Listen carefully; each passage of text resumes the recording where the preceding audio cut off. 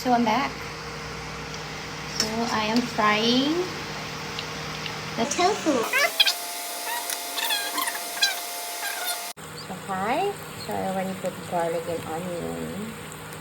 So ato lang siya ipa-brown para magawa siya ng iyang kulay ba.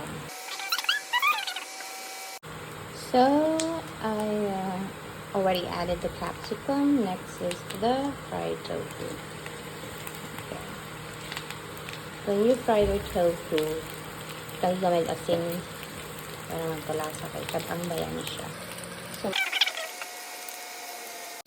So I already added mayo, veg oyster. May veg na oyster ba? Ewan, basta flavored veg na oyster siya. And then I just put a little bit pepper. And then I also added a little bit sugar, salt, a little bit vinegar. Kung meron ka na suka kayo. Ang mayo man hindi kayo siya. Aslong. Ganun ka aslong. Meron na. So, ano na siya. Init. So hi guys, here is my tofu a la Jessa. Supposed to be